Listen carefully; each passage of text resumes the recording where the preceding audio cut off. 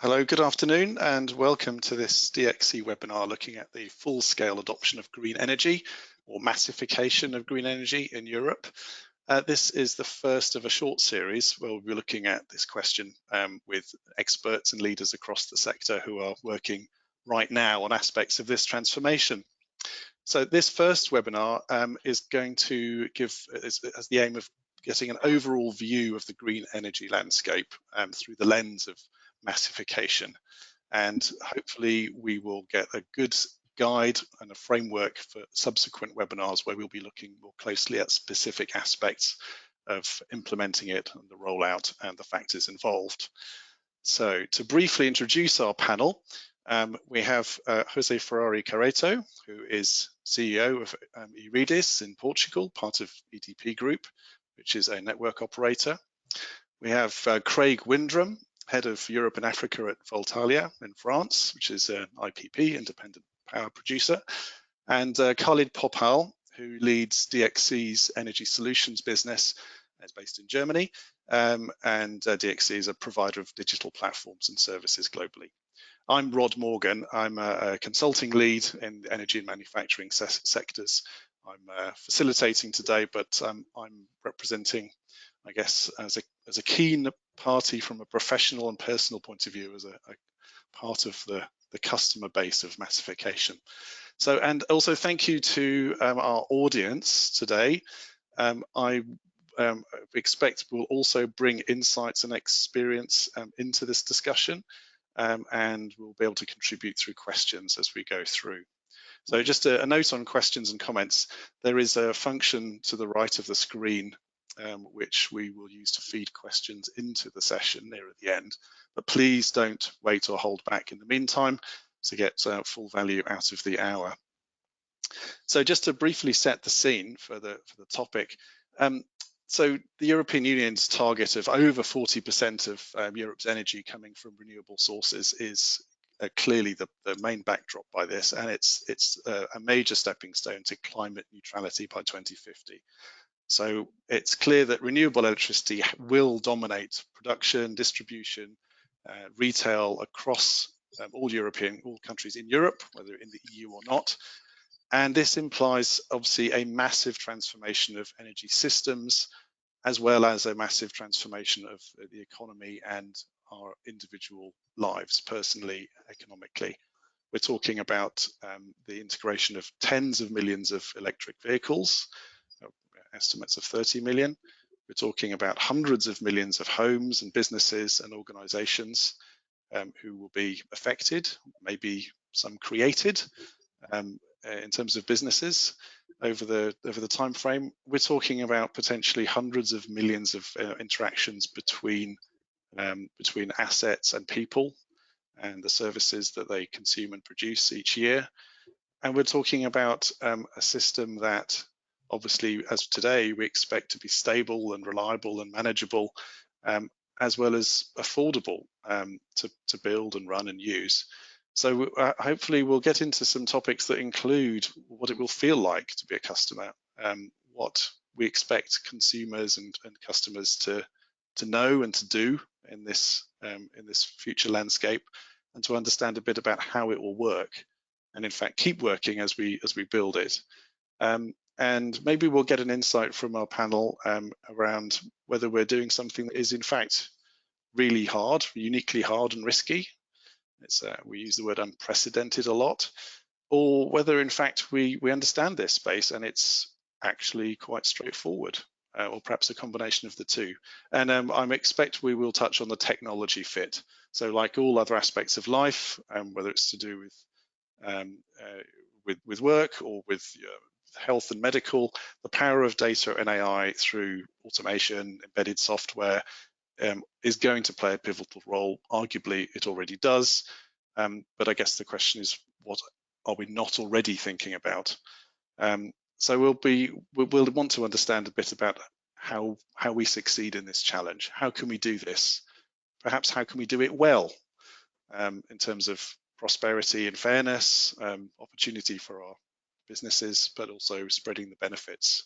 So if that's the context, I wanted to firstly ask a panel a little bit just to characterize their understanding of what we each mean by massification as a topic.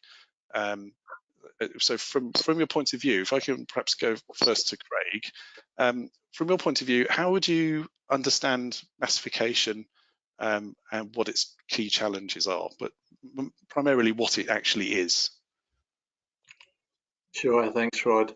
I mean, for me, I think it's very interesting to, I've been reflecting personally on where I am in this profession that I've decided to pursue. I started in 1998, and at that point there was 10 gigawatt of wind and solar deployed around the world. Wind was probably at 2 times, 3 times the cost of competing fossil fuels. Solar was over 20 times as expensive. At that stage, the expert opinion that was rarely doubted was that you would never get more than 10–15% penetration of renewables into a national grid. And nobody was even speaking about battery storage. And then you think about where we are today, 1.2 terawatt of solar installed, 1 terawatt of wind installed. We're adding over 800 megawatts of new wind and solar every day. 800 megawatts every day globally. And even with all that progress up until now, globally, if you think globally, renewables only still, or let's say solar and wind only account for about 12–13% of global electricity production. Obviously in Europe, the United States and the global north, that's much higher, okay? But it's still generally between the sort of 30–40%, depending upon the particular countries we're talking about, which means that globally, and even in places like the US and Europe, we still have a huge amount of renewable to be deployed to address climate change, knowing that today we're already at above the 1.5 degree change in climate with the combination of global warming and this recent El Nino. And we also know that increasingly experts are quite aligned around the fact that we probably will exceed 2. So we still have enormous amount of massification or deployment of renewables needed to address that. So the way I conceive of it is, your typical S curve for the deployment of new technologies. I really see us at the beginning of that middle third of the S curve, which is a very steep curve that goes almost vertically up. That's where I think of us today in the context of massification. Thanks very much. That's a really great context. Ferrari, how would you add to that picture or characterize it from a different perspective? Yeah. Hello, everybody. Thank you very much, Roderick. So you look to the figures, and they are huge when you look forward. So Craig mentioned already the challenge we have regarding the renewables, and how we need more renewables. However, we need to think that we are mainly talking about distributed generation, and there the impact is huge in the networks. And this is one of the main changes when we are looking to what is going on, at least from the distribution point of view. But if we had here get the figures from the consumption point of view, and the figures we have right now, if we pick up the information from the European Commission, we are talking about 50 million heat pumps being added to the networks until 2030, 70 million electric vehicles being added to the network as they'll be charged through the distribution networks. A lot of the distributed generation connected to networks, a lot of self-consumption. So this changes dramatically the way as we produce and as we consume energy nowadays and in the next 5 to 10 years. The impact of this is dramatic, and one thing that I used to think about when you talk about this massification, we used to call it this energy transition process. And I've been involved in digital transformation processes and so on and so on. And when we speak about digital, we do not use the term transition. We use the term either digital revolution, digital transformation, or something like that, in line with that. Meaning that the rupture will be different. It will be a very different kind of environment where we'll manage things. Here, sometimes I doubt if we are in the middle of this energy transition, being transition, something that seems to be smooth in the way that we are going from one era to another one without disruption. And sometimes I think that probably we are not living in a transition process. We are living in a kind of revolution process or a disruption process or something like that. So massification will be that. Will be to have a lot of people consuming much more electricity than in the past. The percentage of electrification in the economy will increase dramatically, up to 70% from 30%. And the impact that this will have in consumers, producers, and distributors will be dramatic. So that's a very sobering thoughts, actually, consideration about whether I guess we would personally like to be in a smooth transition, but maybe we are actually in a more non-linear disrupted scenario where I guess if you use the words revolutions don't necessarily have predictable outcomes, which is a feature we'll come back to in a second, perhaps.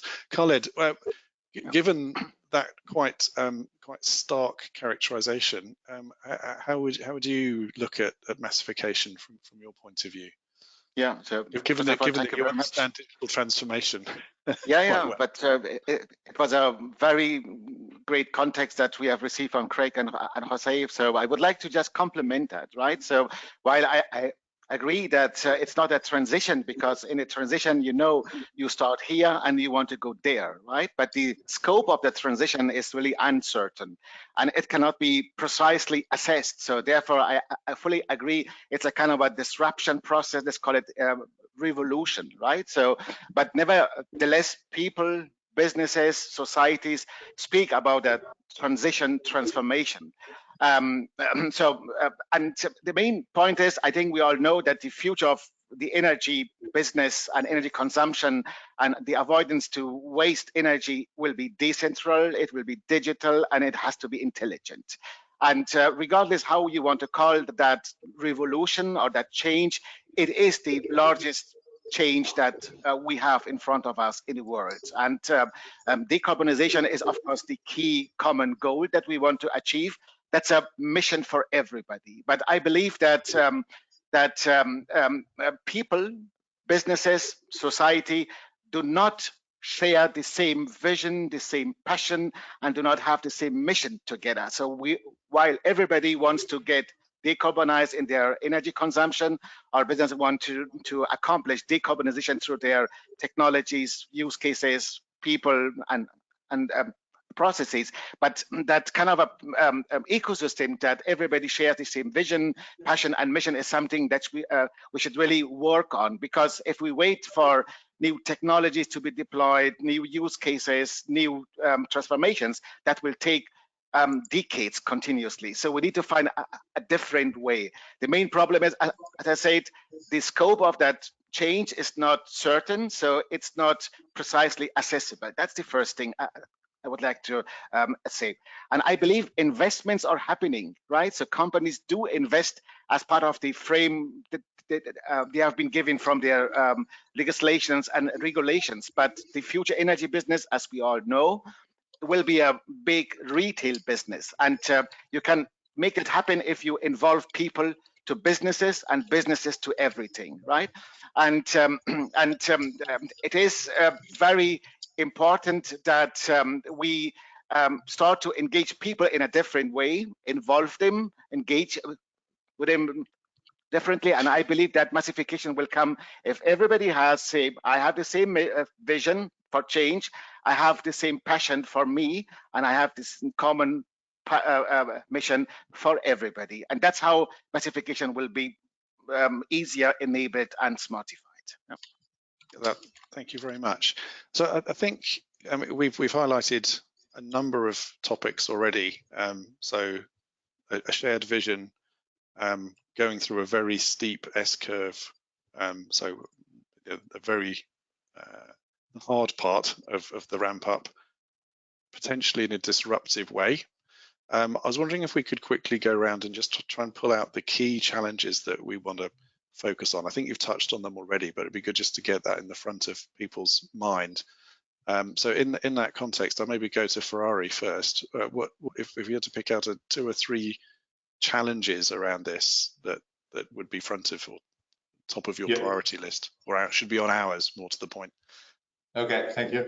I would say that if I could summarize, our main challenge is to not block the energy transition. I think that this is my main concern, is to become an enabler and to help society, consumers, companies, all the actors here to go through and to benefit from the energy transition, and to not block that, because it's easy to be a blocker in the sense that we do not answer, that we put limitations on top of the table because we have network limitations, or the processes we have are not in line and are not optimized, or what else. So the point here, main challenge, main concern, main focus is to become an enabler, to not block, to help, to facilitate. I'd say that this is the main concern we have. Thank you. That's very clear. Craig, what would you call out as the primary challenge? I mean, what I would do is maybe, obviously the energy transition is very wide. So I would just focus from my side on the challenges that we face in terms of deploying utility scale renewable projects, solar, wind, etc. I think that there are major issues around grid availability and connection, which Ferrari can talk to much more knowledgeably than I. Permitting. How do we permit all of these projects?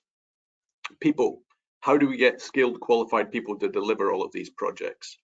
The return on equity. How do we make sure that we're getting an appropriate return on equity, particularly in a high interest rate environment, which is what we're facing, at least in medium term now? Supply chains. How do we get competitive supply of equipment at reasonable delivery times? And then the final one I would flag is community. I don't mean community fatigue, community acceptance. I mean community fatigue. How do we bring communities along with us on this journey? Because a lot of the communities that see the impacts of climate change, very high summer temperatures, wildfires, forest fires, are not necessarily the ones that are seeing solar or wind power projects built in their backyards. Those are some of the key challenges I think we face on the utility scale project side. Thank you very much, and that does highlight Ferrari's point about a series of specific blockers potentially, as you say, around finance, ability to get projects through, and Khaled's earlier point around involvement. Khaled, what would you add or highlight around challenges before we move on? Yeah, so I think the key challenge that comes as a blocker is, from my point of view, not only regulation, framework, etc. So they need to be simplified. They need to be more, let's say, smartified in order to make more investments, etc., etc. That's things that will happen as we go along. And I would like to come back to my first point, is to have an ecosystem where everybody can join and engage and have, let's say, the possibility to share experience as a kind of a community. So I will just complement what Craig said. So that communities and so that ecosystem needs to be there. And I think we humans have seen that in the recent years with the COVID, right? So we are able to get, let's call it a transformation achieved jointly. So we come out of that COVID, let's say, disaster jointly in the world. And I think we did develop a feeling for a change and for a betterment. And exactly a similar ecosystem is needed in order to make that, let's say, challenges unblock. And that's, I think, one of the blockers that's not coming from businesses, it's coming from everybody. So that's the main blocker that I see. Yeah. Thank you. No, that's also very clear, and yeah, fascinating different perspectives, but also very interlocking, very complementary. I wanted to change tack for the next part of the conversation and really think about the customer, if that's okay. So massification obviously involves every single one of us as individuals, consumers, householders, small businesses. I guess that's the most numerous number of customers, even if they're not the highest consuming or spending. So just if we could think about what it would mean to be a customer as we get to the top of the S-curve that Craig highlighted, when we're at the end of the massification revolution. What would we say that customers will need to know or do or manage, and what are we actually expecting it to be like to be a customer in this green energy future? Maybe go to Khaled first on that one. Yeah, to make it really I would like to start with a story of a conversation I had with a CEO of an energy company recently. We had a discussion about the cloud. So we all know what the cloud should be, right? So I said, Khaled, what is cloud for me? And I started to explain to him what cloud is. And he said, no, cloud is for me just a database. I put my business and that database grows as my business grows. So that's cloud is for my business. And I think in terms of a customer, we should see the change in transition like this, right? So give him the chance, really give him the chance to use the energy transition as a kind of a chance for himself, for his family, for his society, and friends, without bothering him with technologies and with a lot of information. Make it easy for the customers, so the people like ourselves, to be part of that game-changing ecosystem, right? So like that board member has seen the cloud as a database. We might debate if it's right or not, but he said it's a database, right? So for a customer, the environment is a database. So the environment is exhausted. How can I play my role there in a way I want? And that's, I think, the customer experience change that we need to help our people to achieve. Thank you. Okay, so and that's in the context of what we've already described as a huge increase in complexity. So the nature of our energy landscape, as has already been highlighted, is going to feel different. It's not just bigger in terms of green energy, it operates differently. Right, that's fascinating. But Ferrari, how, in terms of thinking about what it will be like to be a customer in this future world, how would you comment on that? Okay, so 3 things I'll say. First is that the consumer will become more and more a producer. And I think that this is important because it's a big change. So in the past, consumer was passive in the sense that just consume. And now we have more and more consumers producing, important. Second, the customer will have more and more information regarding consumption, regarding producing, and this is important in order to change behaviors and to adapt the consumption to the incentives the consumer receives based on price. Second thing. Third thing, I think that literacy will be very important. And we talk a lot about financial literacy, and we talk about literacy in different dimensions. I think that we need to increase the energy literacy that the consumer can have in order to take the right decisions, because you can have information, you can have opportunities, you can have tools, but if you don't know how to use it, then you do not change your behavior and you do not take your decisions. So literacy will be very important, you know, in this equation. That's fascinating. Craig, please feel free to come in on that as well. Yeah, I completely agree with Ferrari. The nature between consumers and the rest of the industry is changing. So it's a two-way relationship as opposed to a unidirectional relationship in the past. I think the other thing that's very notable is that consumers now have many more choices. Whether you're an individual or whether you're a company or an industrial, you've got a number of different providers of electricity and related electricity services to choose from. Some consumers are better able to make those choices than others. And you have quite a significant multiplication of what consumer means in the context of the traditional electricity industry. So as opposed to a large industrial user or a household, it's now someone that owns an electric vehicle. It's now someone that's managing perhaps a distributed demand side management mechanism. It's a whole host of aggregators and traders entering into the space, seeking to profit from volatility and reduce that volatility. So there's a massive expansion in the nature and number of consumers and the way in which they interact with the sector, I think. So in some respects, we're looking at a landscape where maybe you could say it's a little like private investors in shares during the process of deregulation 30 odd years ago.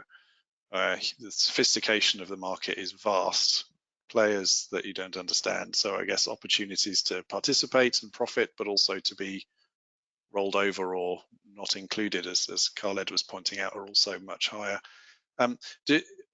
Just to probe the panel collectively a little bit on this, given how passive consumers, especially individual households, have had to be, where you just get a bill and you pay for what you use and there is no choice and there is no real variability, and that was the history. Is it reasonable to expect that degree of change, everything from basic literacy, as Ferrari said, to full participation? Are we asking too much, or how would you see it? And I'll just open the floor for that one.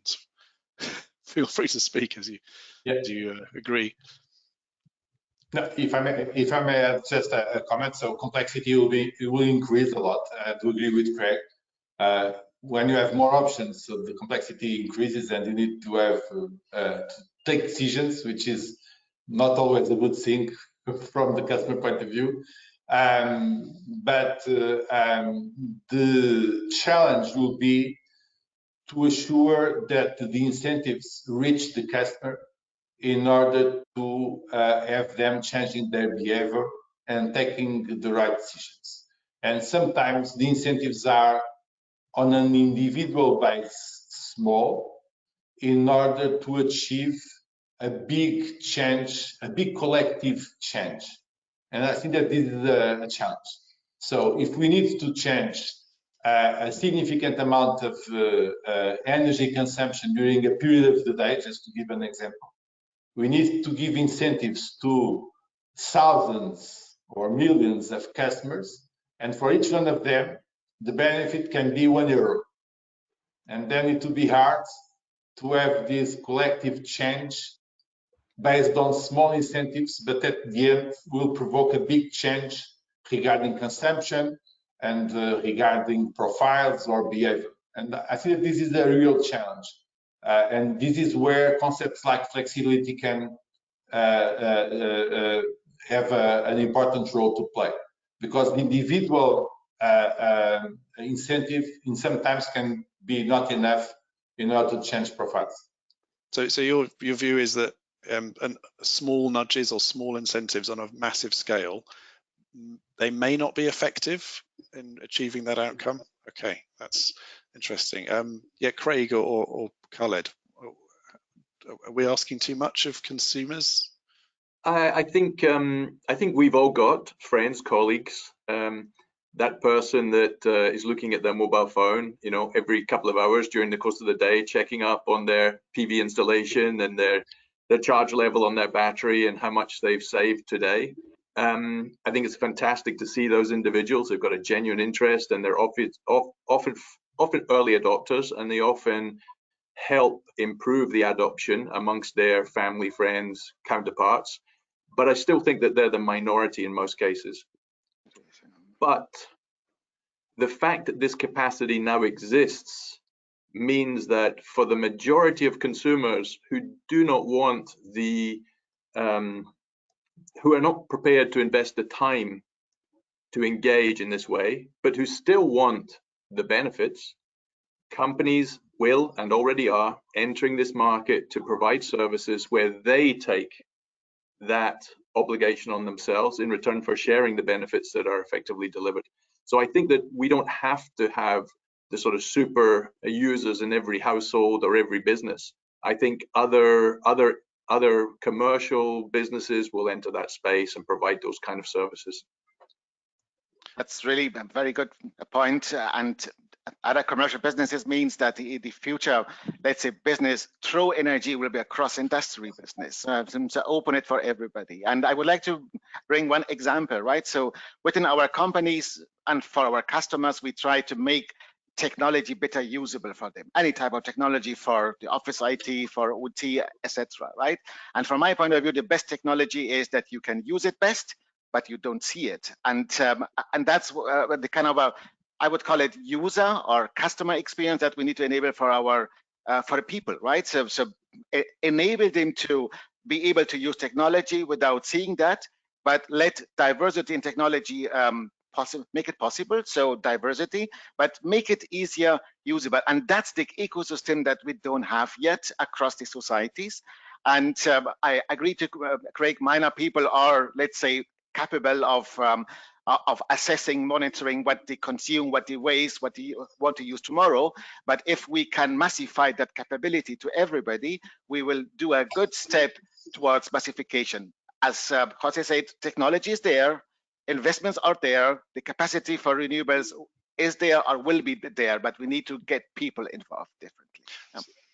That's okay. So I just to summarize our view of the customer challenge, it is a big challenge.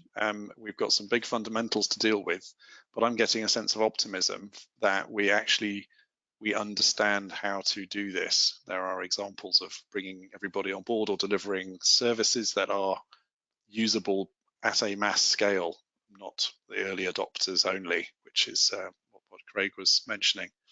Okay, so if we shift focus perhaps for the next few minutes, so obviously having the customers on board and able to be on board is vital.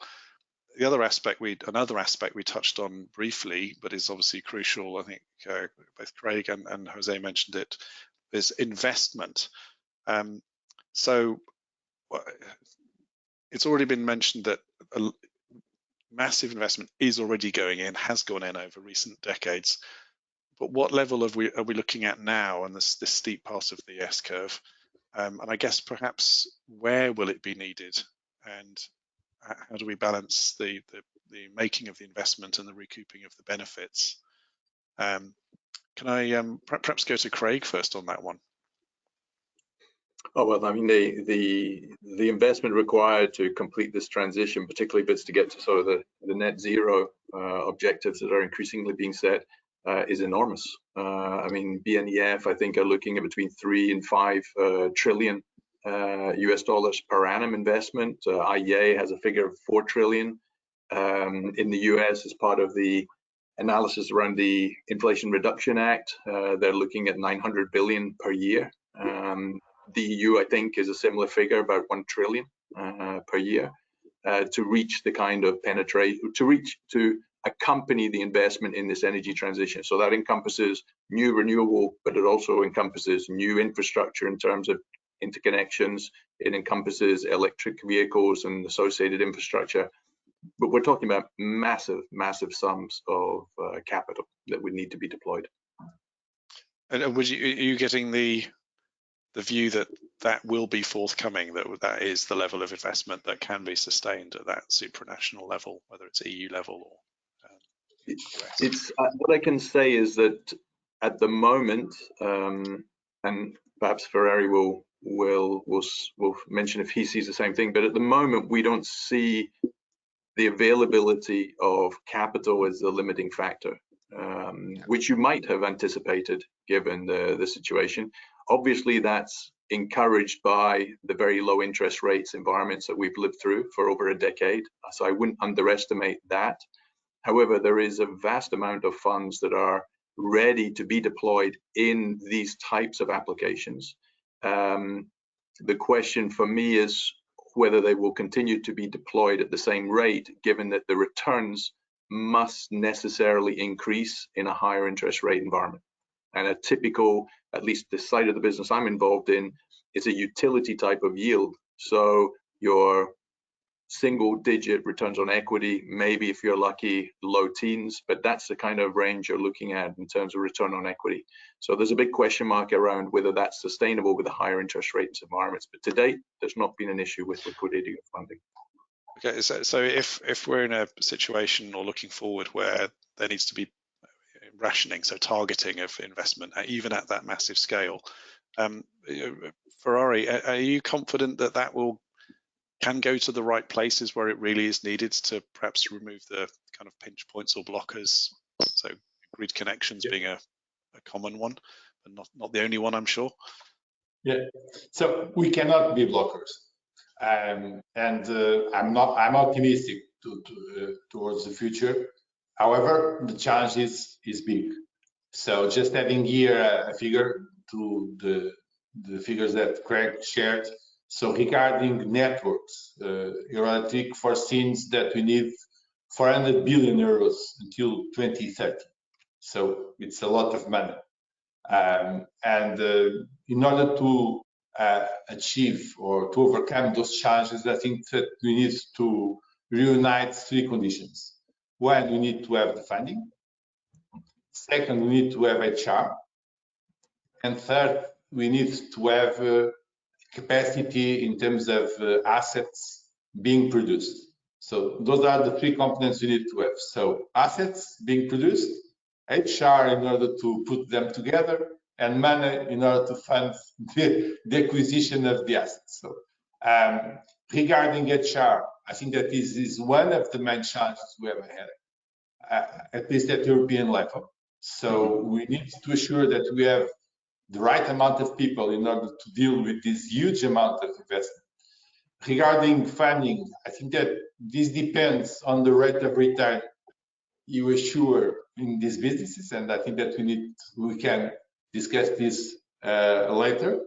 And third, we need to assure that the world and Europe has the capacity to produce the assets that are required. And here we have also a challenge. For instance, if you look to transformers, if you look to power lines and so on, it's not assured at this stage that we'll have all the assets being produced in order to have them operational in our networks in the next 10, 20 years. If we have here the recovery of Ukraine, and this will happen, hope God, then it will be an additional challenge, because on top of the needs we have in each one of our countries, we need to rebuild a country, and this will be very demanding also from the financial, from the HR, and from the assets point of view. That's a very sobering thought. Khaled, I'm aware when I said investment and I thought about green energy, I thought about major capital assets, hardware, things that you would envisage around a grid. Ferrari just made the key point that investing in people is going to be as critical as anything else.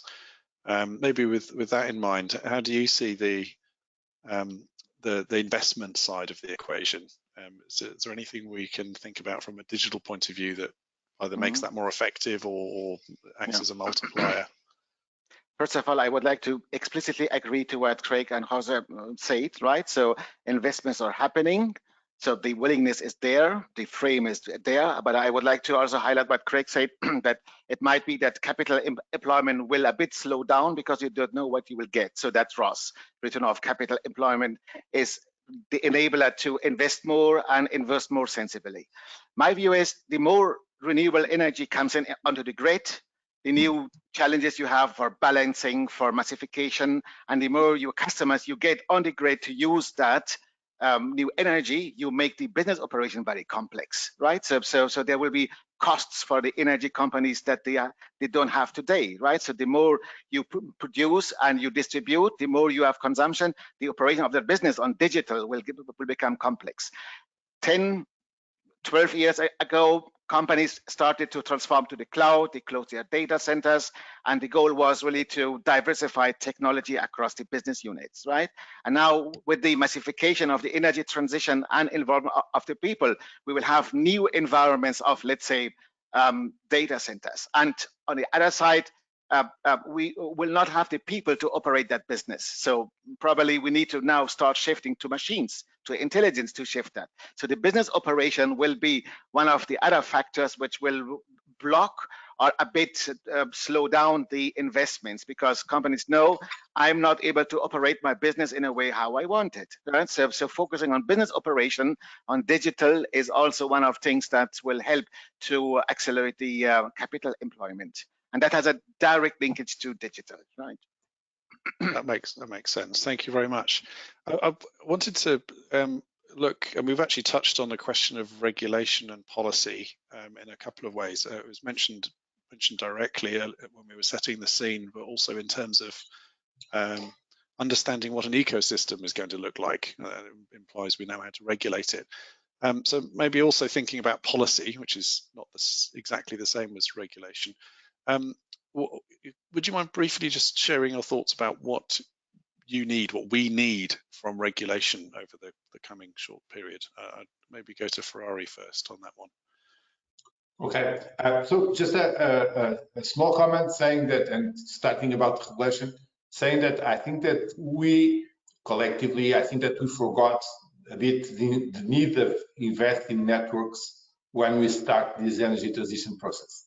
We talked about renewables. We have a lot of facilities put in place by the Commission in order to subsidize and to help the rollout of renewables, and somehow the distribution networks were a bit forgotten.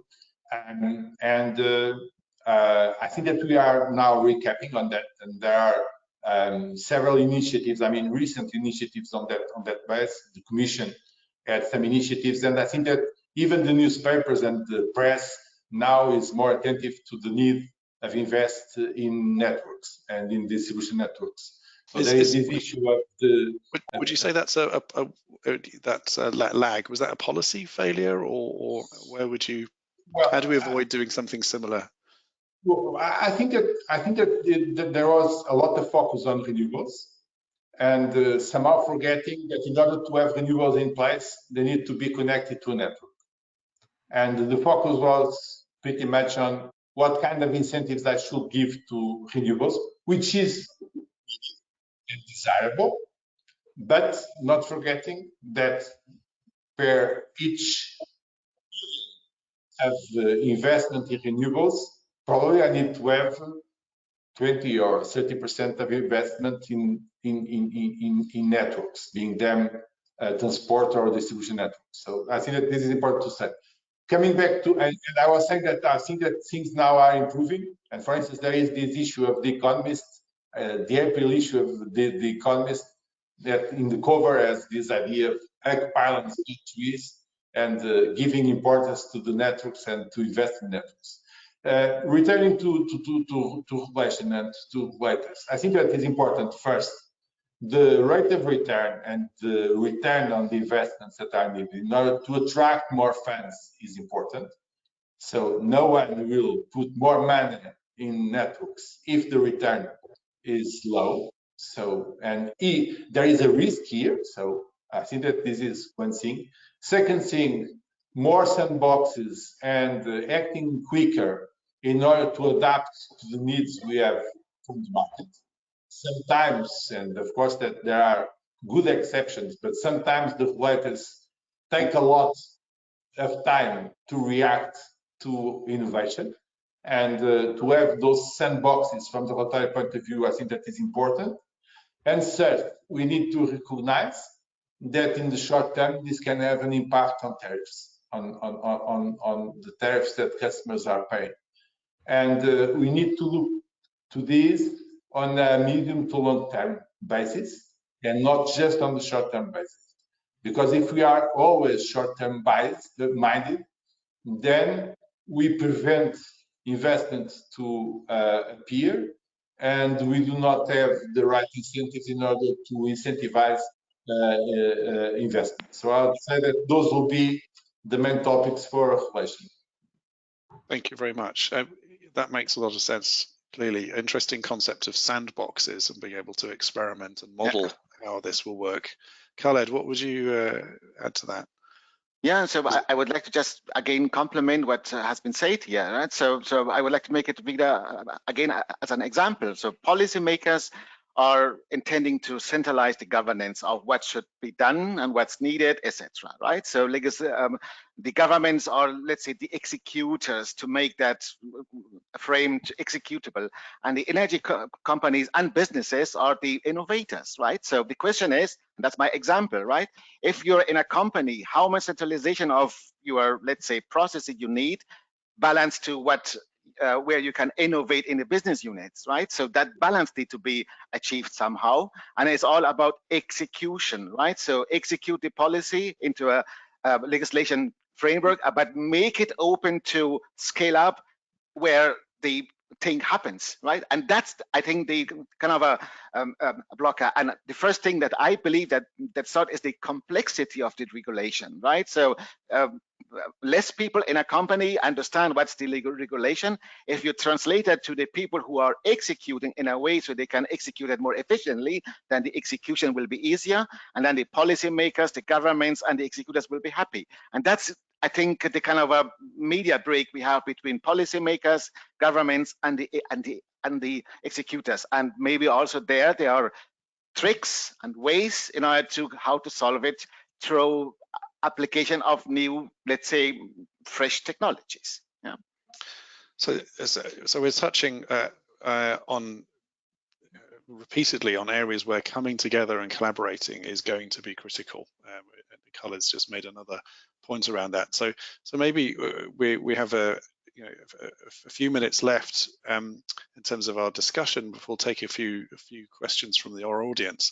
So in terms of collaboration, what other areas are there that are going to be critical? And I think if you think of collaboration, maybe you think of coming together on standards, as we have done historically around the electricity infrastructure. Are there any new areas where standardization is going to be vital for us? Ferrari first, maybe. Okay, so about collaboration, first a comment. When we talk about distribution or transport networks, this is a natural monopoly, which means that there are not competition while operating. So we are a regulated company in the area where I'm operating, and this is the Portuguese mainland and in the north of Spain, in some regions of Spain. So there is no competition. So I'm the only player there, and I'm a regulated one, which means that across Europe this happens, which means that distribution operators do not compete among themselves. And I think that this is a good field in order to increase collaboration. Yeah. So to have associations in order to foster this, and EDSO is a good one. So I'm vice chairman of EDSO. Is a good way to have benchmarking and to share best practices and to try to have a single voice there. This is good. Finally, I think that standardization is key.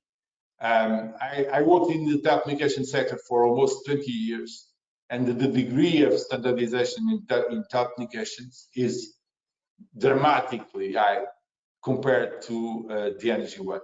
So we do know that nowadays UK is not anymore in the EU. So, but in the past we were not even able to have a common plug around Europe. So, and even nowadays, we know that in some specific areas, we do not have the same plug. When we talk about smart metering, for instance, imagine the critical mass we could achieve if we had a standard specification regarding standard smart meters. And imagine the huge efficiency we could have if, from the information point of view, we have a common framework regarding this. So I think it is important to have specific approaches in different countries. However, to have a standard approach at European level for some components and some areas will benefit a lot. The European space will help a lot the final customers. The information will be more liquid, and the literacy of the European consumers could be higher if they could share the same knowledge among the different countries. Right, as a consumer, that sounds absolutely compelling and a no-brainer, Yeah. Ferrari. Craig, how would you comment on that? I guess easy to talk about standardization is typically harder to do.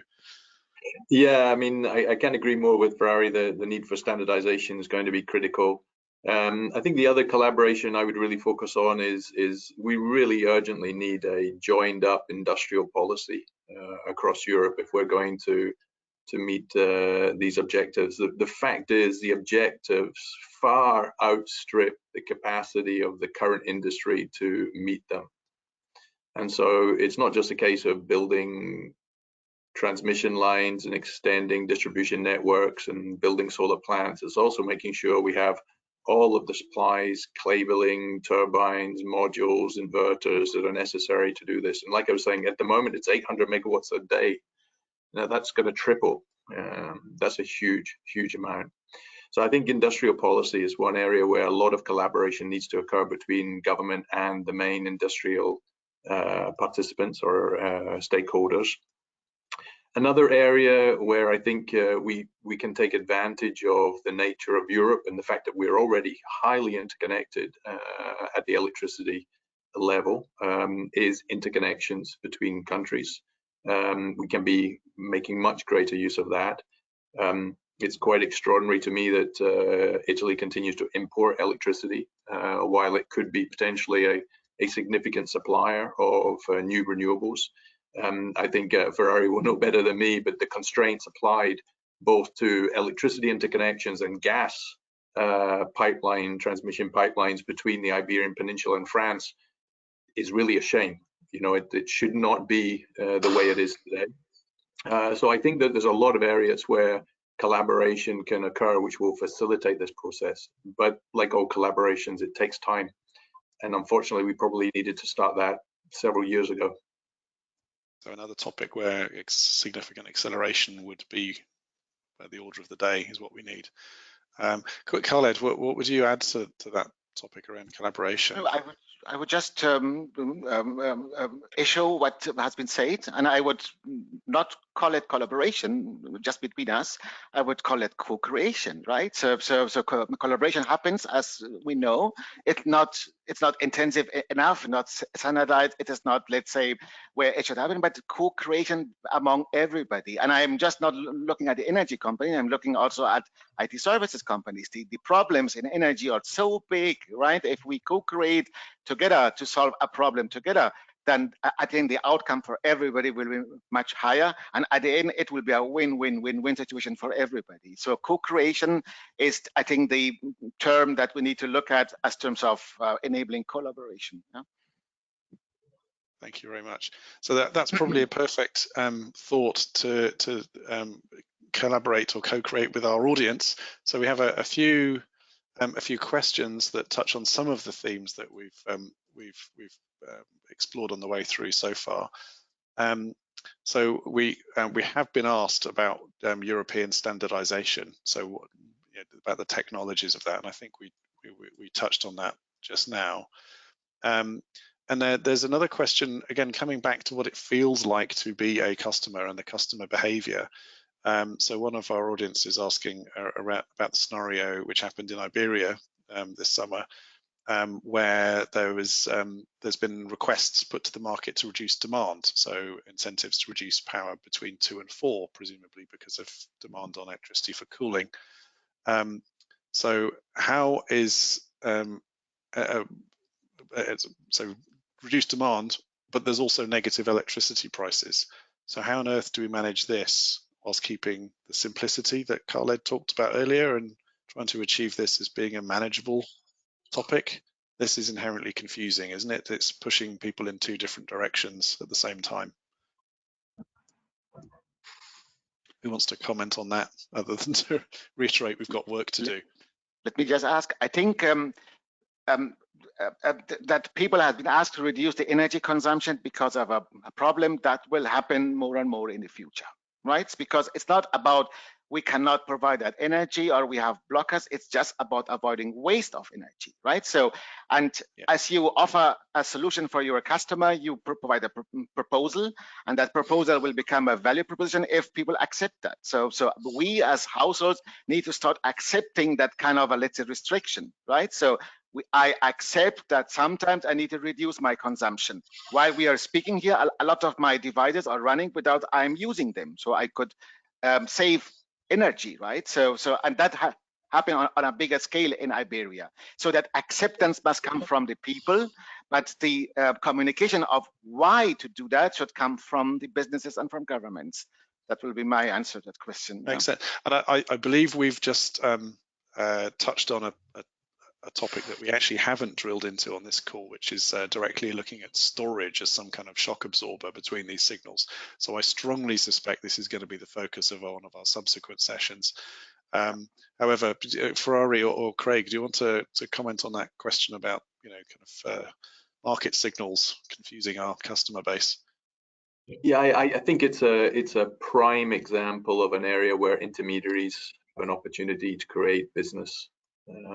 How? I don't know, and what the solution is, but it's a fantastic opportunity, I think, in the market, and it's enabled by technology and data, which we didn't have before.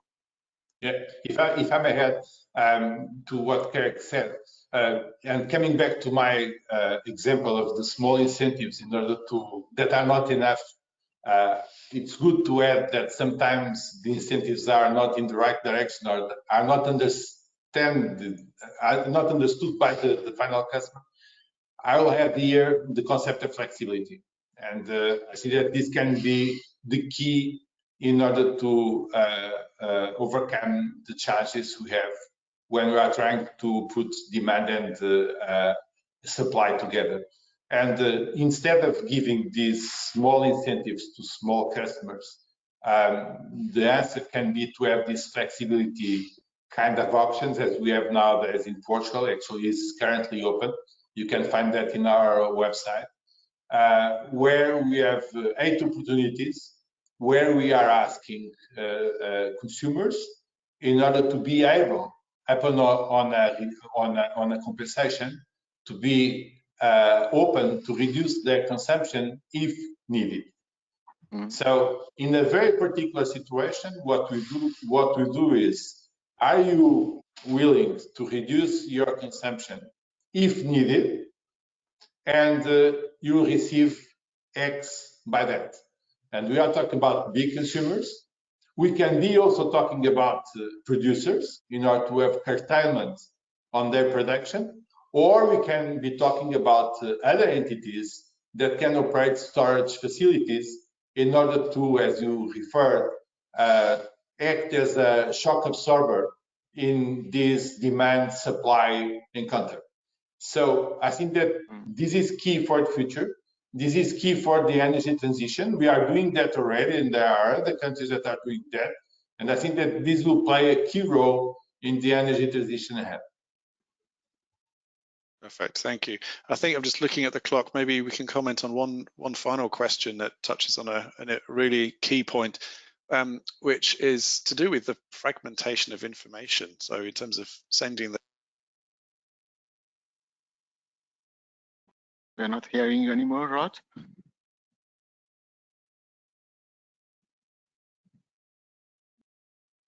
Fragmented.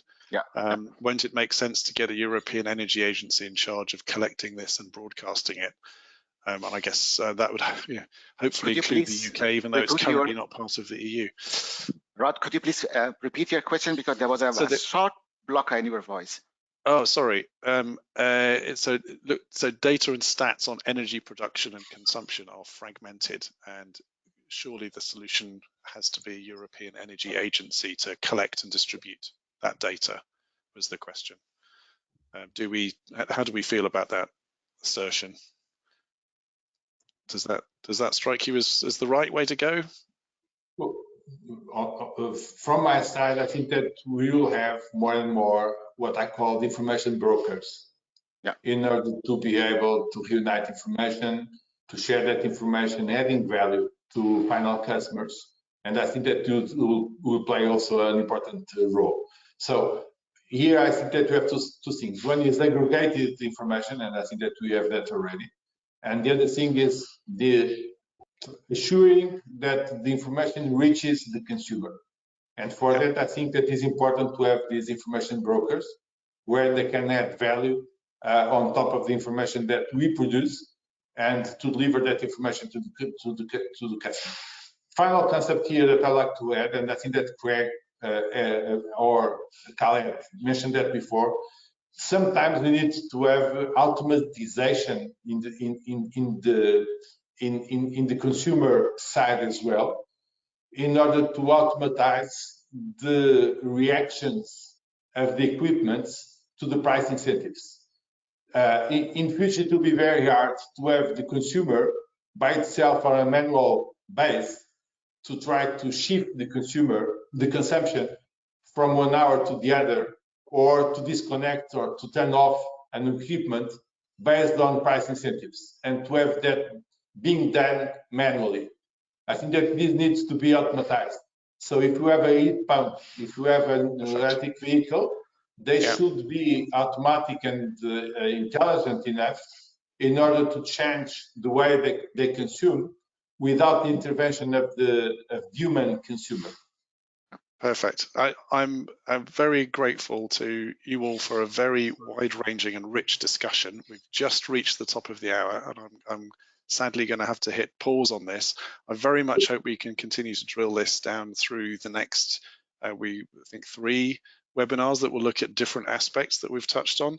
Some very powerful ideas came out that were hinging on collaboration, not least the idea of a model, an ecosystem, a sandbox that we can point to say this is how it will work, and there are many others besides. So I would love to thank you again, Craig Windram, Khaled Popal, Ferrari Careto. Thank you very much for your contribution to our audience, and I wish you a very good afternoon, and I look forward to speaking to you on this subject soon. Thank you very much. Thank you very much. Bye-bye. Bye-bye.